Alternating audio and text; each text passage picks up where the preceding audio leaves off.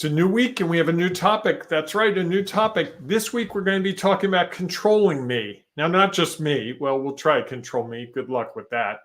But controlling each of us and how we control ourselves. And today we're going to look at our knowledge and how our knowledge affects how we control ourselves. I've got a really interesting anecdote that happened to me this morning. It's one of those anecdotes where I'm going to be really embarrassed after I tell it, but I'm still going to share it with you. So hang on, that's coming up in just a minute on episode 940 of today's Antidote. Stay tuned for today's Antidote, brought to you by the Renegade Success Network. Today's Antidote provides an opportunity for business owners and leaders to discover what is real for them and to be impacted by what is real for others. That is the Renegade way. Let's get real. We all face challenges and get stuck occasionally and are looking for an antidote. Each weekday, this show dives into a topic that may have you stuck, frustrated, and uncertain. Our goal is to share our value in an effort to help you find that one thing, the antidote to your challenges, so that you can get results and make more money. And now, Renegades, we bring you Bob Graham and Tom Brush. Good morning. Good morning, Bob. How are you doing today? I'm okay, except I'm trying to manage two cats at one time and do the things I have to do to get our technology where it needs to be. And I only have one hand, and it's been interesting for the last 45 seconds. Well, you should have gone back and listened to our show 2 weeks ago when we talked about managing me. That might have been helpful. I need managing my cats. Maybe they needed to go back and listen to it. There's an option. So I hadn't thought about that. Well, my one cat came running when you started talking earlier. And I think he got in a fight with the other cat, and I think he's licking his wounds, and I'm playing daddy to him now. Okay. So I got that going on. You got cat issues. I do. He's not on. There he is.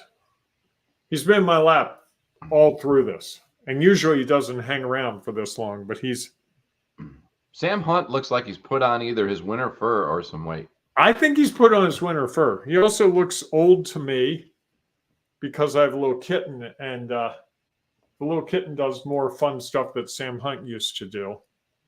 And Socks is, the 4-month-old exploratory cat who likes to go into everything and jumped into the toilet bowl the other day. That's always a good time. Have to do that once in life. I mean, come on. Have you jumped into a toilet bowl, Bob? I was going to make a joke, but I caught myself. I have There's not so many jokes I could make about areas of Maryland, but I will let that one go. Shout out to Dundalk and Essex. I want to be careful. So we got a new topic. I like this topic. You do? I do. Yeah. Can I jump into it? Certainly. So I'm going to tackle this a little differently. My knowledge, I know there's something that I don't do well, and I have knowledge of it. And one of my clients this morning, I had an early morning meeting, and he pointed it out to me because he's trying to help me as much as I'm trying to help him. And that was, he was talking and he shared something. He was towards the end of an anecdote or one of those stories that has a purpose at the end. And I guessed what the purpose was about a third of the way through. And he said, "Hey, you need to listen. Let me finish. I know you can't relate in any way, shape, or form, obviously." Funny you tell this story, but that's all right. Go ahead. I saw it coming too. And I know that about myself. I know I can jump in. And I'm very cognizant of it. So I have that knowledge. I don't always use it to my benefit. I have to be very careful about it. Like I have to remind myself in this program to shut up. I know it's hard to believe. Shocking, right? Told you it was going to be embarrassing for me. I warned you. Yeah, just Fascinating. And so we have this knowledge, and sometimes I think we use our knowledge. Like, my knowledge is I know that if I do this certain thing, I'll get this result. And I think there's also the knowledge that we have that we don't use that can help us better control ourselves. And by controlling me, just to sort of, I think, define that, because we haven't really defined that. Controlling me is putting my best self forward. So it's not, oh, don't do this, don't do that. It's more, how can I show up as the best me in each situation? Would that be a good definition of controlling me? Yeah. Although, me, I might not use best. I might use different. Okay. I think what happens sometimes, it's interesting, is I was thinking about this. We talked about managing me 2 weeks ago, and controlling, I think, is different. It's a little more intense, maybe is the word I would use. Because I was talking about this with a group of people last week, and I think there's a good example in the nonprofit space where I was talking with a group of nonprofit professionals. We were talking about putting together a plan. And one of the things that I think a lot of people don't understand is the strategy around fundraising. So many people think it's just, you just go out and ask people for money. And in reality, there is a strategy, a process by which we get people prepared, differently prepared to be asked for money. There can be a strategy. Yes, that's a common practice, is what I would say. Yes. That successful organizations use. Correct. And I think, unfortunately, what happens is as you were talking about with you jumping in, is that there is not the opportunity for the organization. You get excited, right? Something happens that we're either really excited about or we're really frustrated by, one of the two, which causes us to then jump ahead of what we might normally do in an effort to achieve the goal we're trying to achieve. So in this case, people meet people who seem to either have an interest in their organization, or they find out that they have resources. And rather than go through the prescribed practice of, and it's this wheel, a circle. So you identify people, you qualify them, you cultivate them, and then you ask them, steward, and then you start all over again. So it's this big circle that people go through. And I think what happens is when we have one of those situations where we find somebody who's really excited about our organization, or we learn that they have a lot of money, we skip a couple of steps and go straight to ask. And I think the results aren't usually as effective as they could be. Now, not saying that it doesn't happen, that you ask somebody and they do make a gift or provide some resource that you're looking for. Yet I think that a more effective way is to work through the process so that we know a little bit more about the prospect before we go into that ask. And I think it's like with any other sales process. I was going to say, it's very similar to the sales process. Someone comes up to me, Bob, I hear you do this. Oh, well, here's what it costs. Are you ready to buy? Versus, hey, explain to me what's going on. Why are you interested in this? What's your goal? What's this? Is it a fit? So I think the two are very, very similar. And I think whenever anyone demonstrates excitement for what we're doing, it's like, oh, I've been working at this for so long. No one's paid attention to me. Whoa, someone's paying attention to me. Boom. I got to hit them before they realize, like everyone else, that doesn't make sense. I think that's what goes on in my head, at least. Well, I think what happens is that there's some trigger that causes us to ignore our knowledge, experience, and perspective, and we'll talk about that the rest of the week, and jump ahead of what we know would be an effective, maybe differently effective way of getting to that point, where they wouldn't just see us as skipping over all this other stuff to just make the ask, we actually take the time to start to understand, so that when we make the ask, and this is what the cultivation piece and qualification piece is all about in the fundraising world, is that we have figured out the right time, the right project or thing they're interested in, and the right amount to ask for, so that the ask is more effective. It's kind of like the same thing in the sales process. If you're selling cars and somebody walks in and says, hey, my car just broke down, I need to buy a new car.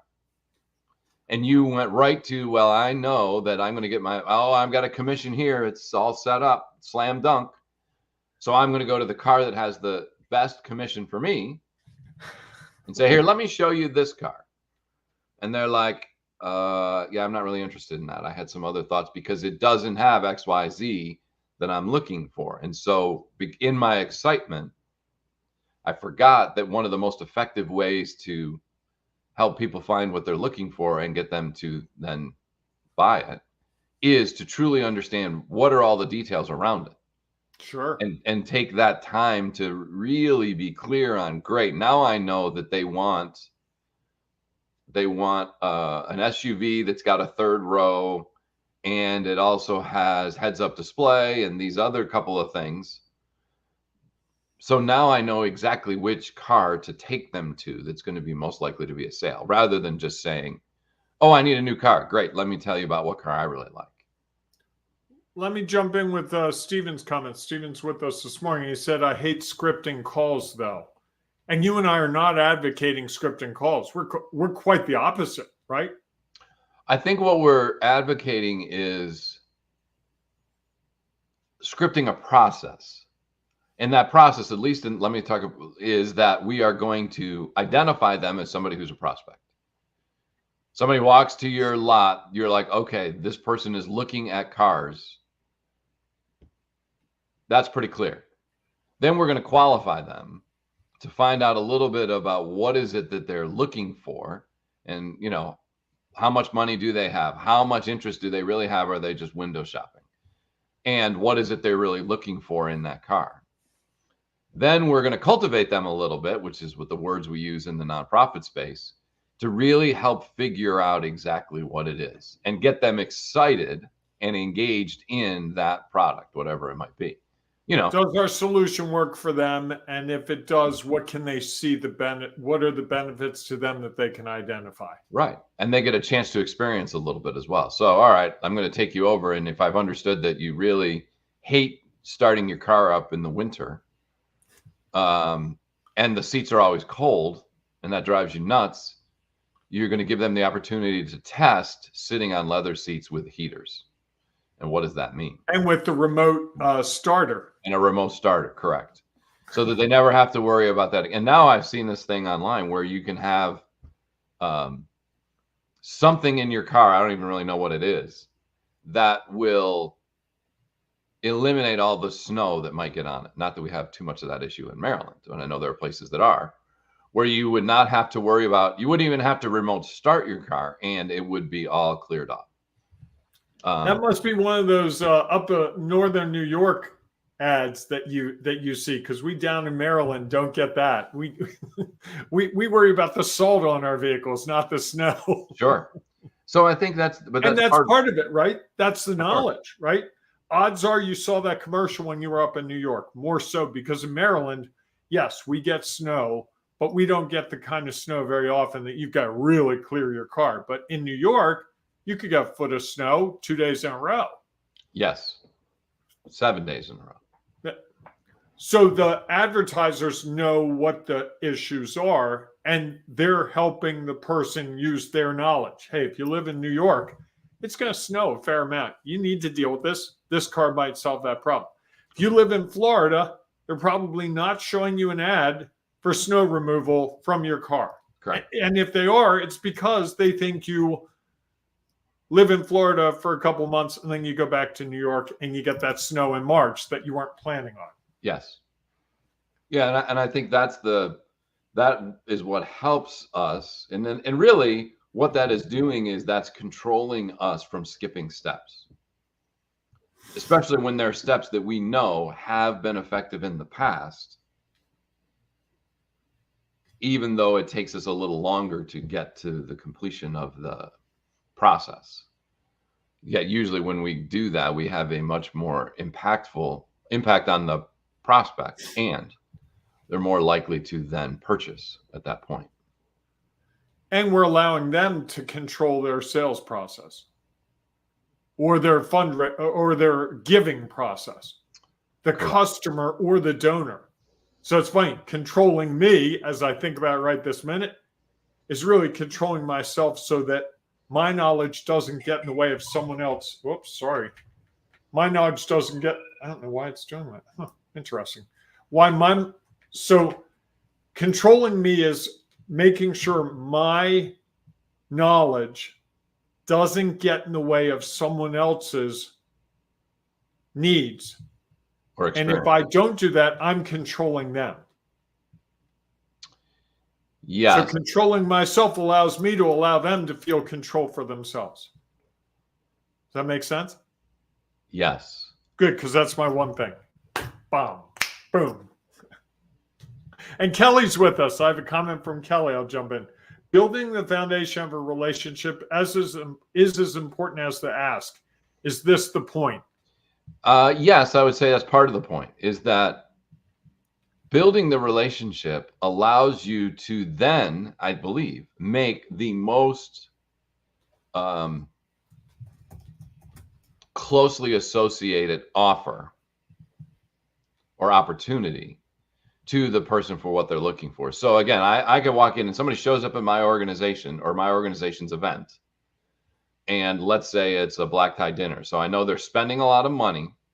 They're in a really nice tailored tux, not something that they just rented for the night, with someone else with them in an expensive dress with a lot of jewelry. I'm like, oh, they're at my event. Looks like they have a lot of money. Let me go in and ask them to be a major donor to my organization.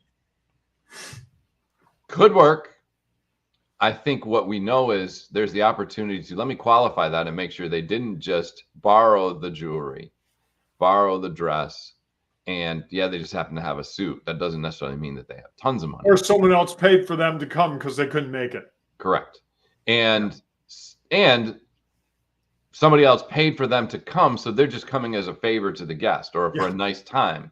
They aren't really connected and engaged to our organization and the impact that we have.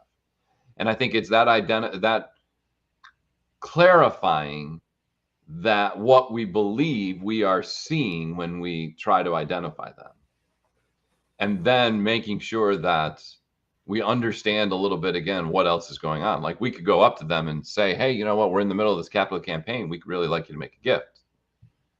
And they might be in the middle of a huge gift or pledge to somebody else. And we haven't taken the time to find out what other organizations are they involved in and how involved are they and how might that impact their ability to make a decision to whatever we're going to ask of them. So I think that what it does is we leveraging our knowledge without over leveraging it, and knowing that, hey, sometimes people show up at these events and they just make big gifts. So maybe this is that one time, and let me just jump to the solicitation. Hey, somebody walked onto my car lot, and I know that usually when people walk in the car lot, there's a pretty good chance they're going to buy. So let me just ask them to buy this car right now, rather than identifying and learning more about them, building that relationship, as you talked about, Kelly, and then being better prepared to understand where they're at, so that when we give them the opportunity to do what we think they want to do, we're doing it in a way that we have much more knowledge of what's going on. So we've controlled ourselves from jumping from the excitement of somebody showing up on the lot, like, oh, okay, I'm going to get a sale. And really, they're just walking around on a nice Saturday afternoon and want to look at cars, as I've been occasioned to do. And that person, may think that, oh, I got this great prospect, and he drove in with an old beat up car, so must be they are ready to buy. Not necessarily. And I think that's sometimes where they're trying to figure out how much their friend's car costs. Right. And we don't, we can't control ourselves based on the knowledge that we have, and we move forward probably too quickly. I like that. Was that your one thing? I think my one thing is interesting. Is this might be a little confusing, so I have to think about this as I say it. I think one of the things about controlling me is not letting our knowledge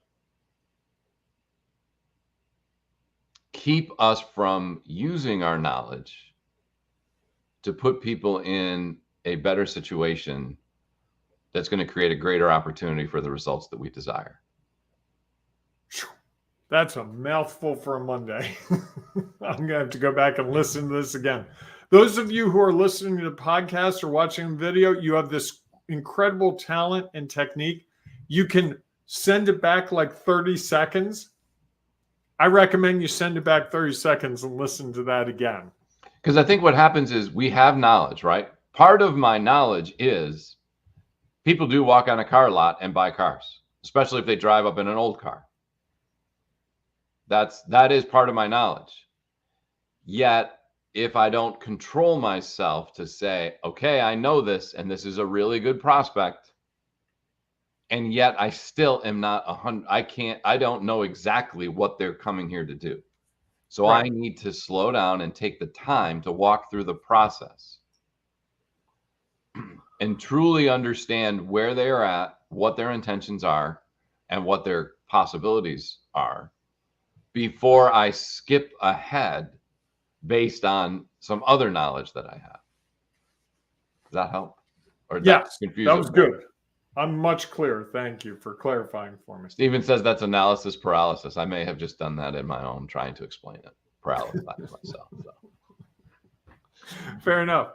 Yes. So, and I think it goes back a little bit. I think Steven made a good point about scripting calls, and I think there's a difference between scripting calls and scripting process.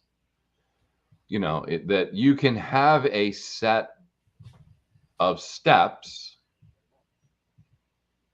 yet within those steps there's lots of latitude for what happens. Right. Scripting the call is, I don't care what they say. This is exactly what I'm going to say, and I'm going to get it all in. If you answered a call and had one of those robocalls or not even a robocall, back when you used to have people doing it, and they would barely even give you a chance to say hello, and they just be into, I'm so-and-so from so-and-so, and let me tell you about all the things that we have to offer and why you absolutely have to buy what we're doing.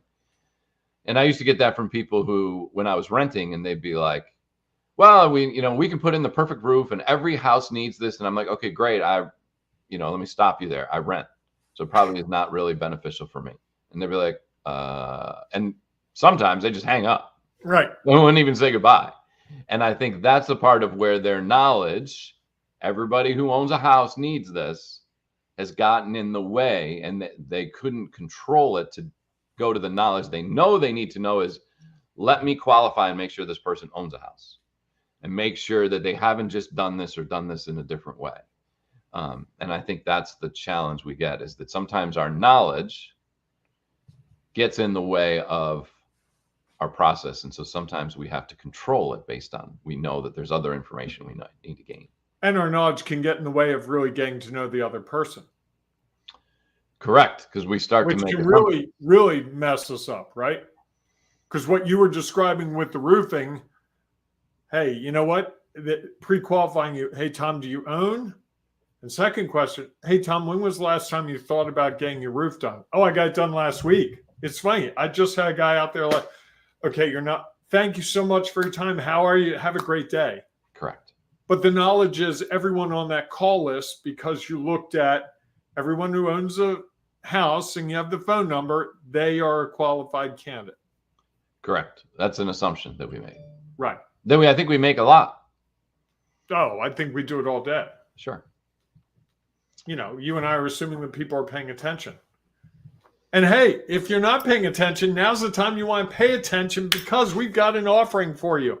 We've got an opportunity. We've got a chance for you to figure out how to better control yourself, how to better market, how to better your whole entire business or your nonprofit. It works both ways, as you saw today.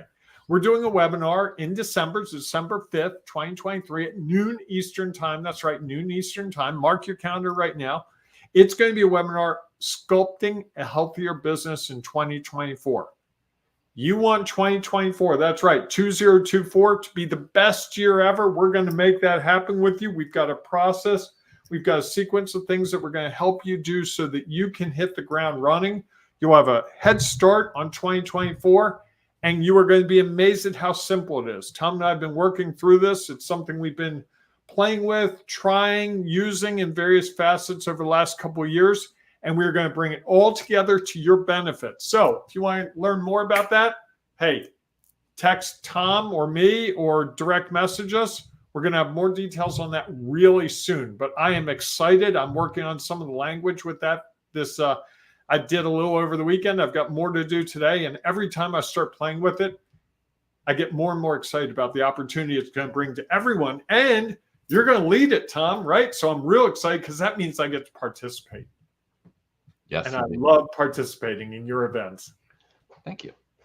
All right, everyone. Well, if you have one thing you would like to share about controlling me and based on my knowledge, please feel free to share it in the comments, especially if you are listening or watching this later. We welcome your thoughts and ideas, and we'll go back and comment on your comments. If you happen to be listening to the podcast where there is no place to comment, and if this is your first time listening, otherwise, I hope you know what to do next. You can share your comments, thoughts, and ideas in our Sculpt Your Business from Chaos and Confusion to Confidence and Control Facebook group.